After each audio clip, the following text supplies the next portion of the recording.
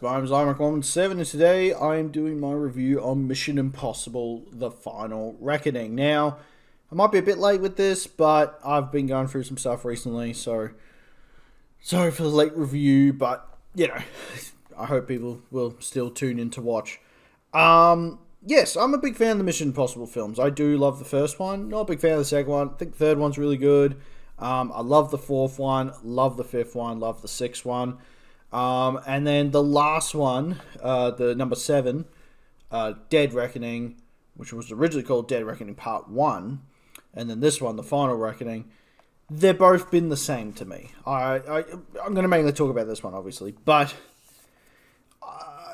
I think this movie was good. I did definitely enjoy it. I think one thing that I think a lot of people are going to like about this, or that made me enjoy it a bit more, is that this felt like a finale film, hence the title, I guess. But it's a very like big finale to the Mission Impossible films, and it has those like it has a lot of montages to the original films, a lot of throwbacks to the original films, to the past films and stuff, and it definitely feels like this is meant to be the last one.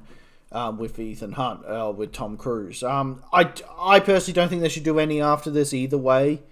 But yeah, this one definitely felt like it's meant to be the last one of the films. However, well, where should I start with this, I guess? So it's obviously a direct sequel to the last one. Like, if people don't know, it was actually kind of funny. Like, this movie was originally going to be called just Dead Reckoning Part 2.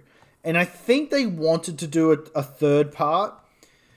But the first part didn't do incredibly well because, like, 2 weeks after Barbieheimer happened, and obviously both of those movies made like $1 billion. So, yeah, that's kind of what happened there.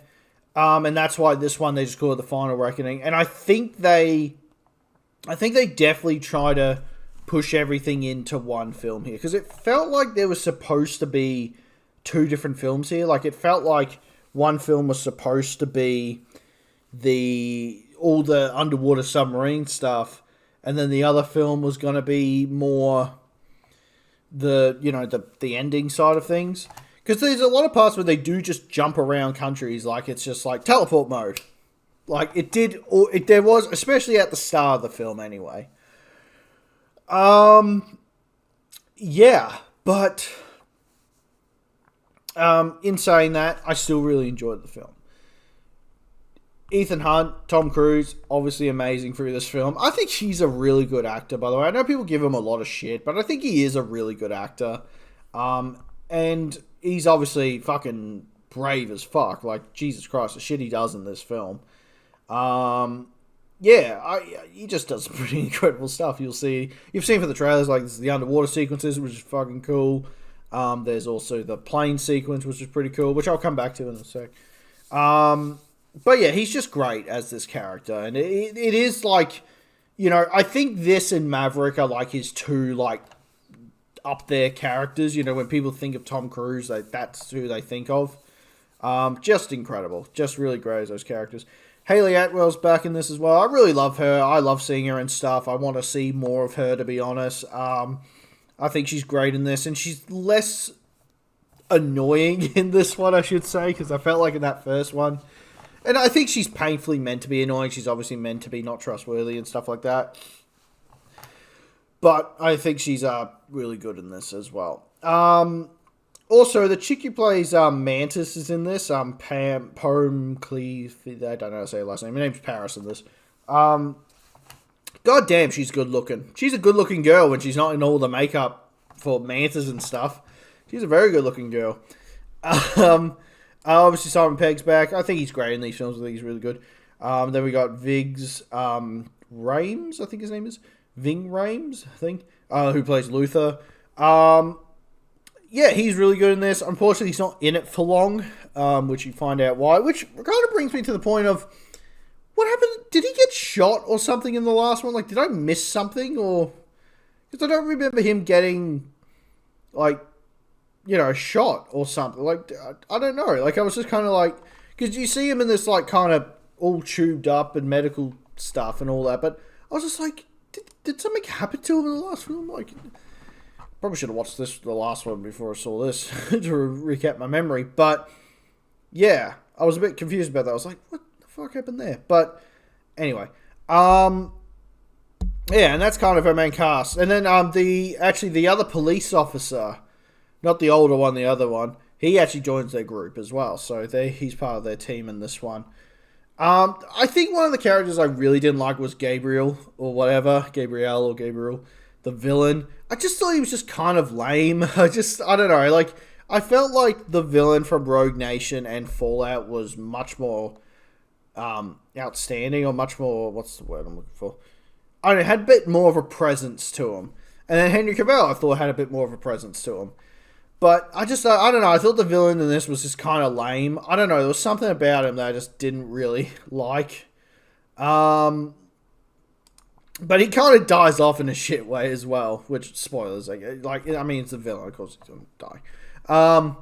But it's kind of, it just felt like the way they kind of got rid of him felt like a joke kind of thing, but yeah. Onto the stunt stuff.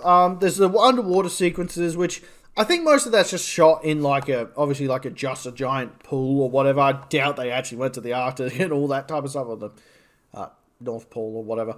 I doubt they did all that, because that would have killed him, basically, is what I'm trying to say.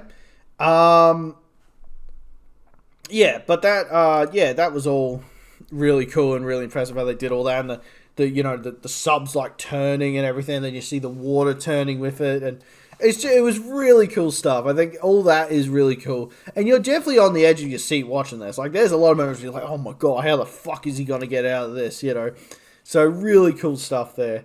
The other set piece which you see in trailers as well is all the plane sequence.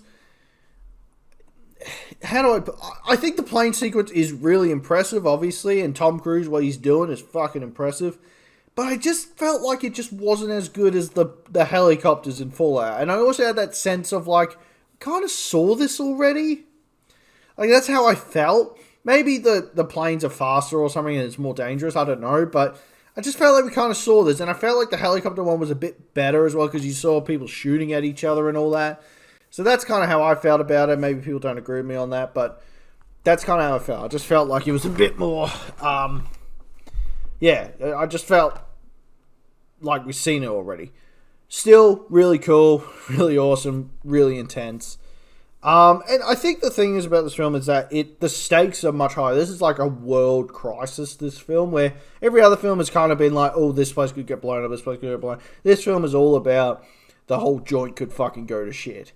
And yeah, and I think that's why I feel like it's going to be hard to do another one. Like, how are you going to top the stakes after this one? Like, if you just do, someone wants to bomb a house, it's like, what do you fucking do? I don't know. I just feel like, how are you going to top it? You know what I mean? The Queen of Wakanda is the president of the United States in this, which it was nice to see her again from. She was in Fallout, I believe. So yeah, I liked her in this. Just everyone was really good in this. Also, Hannah Wadeham, chick from Ted Lasso. She was in this as well, which was a neat surprise.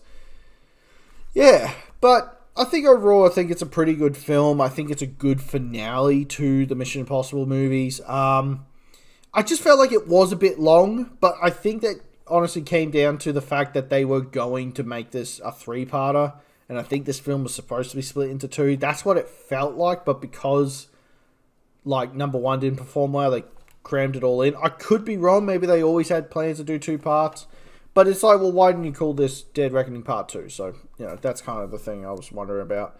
But yeah, I still really enjoyed it. I think for a ranking though, for me personally, I'd probably give it a 7 out of 10. I think there are definitely other better Mission Impossible films. I think Fallout is the best one. I love that film. I think that's definitely the best one. I still really enjoyed this. I don't know where I'd put it in my ranking, to be honest. I don't know where. But I think, as I said, I think it's a really good ending.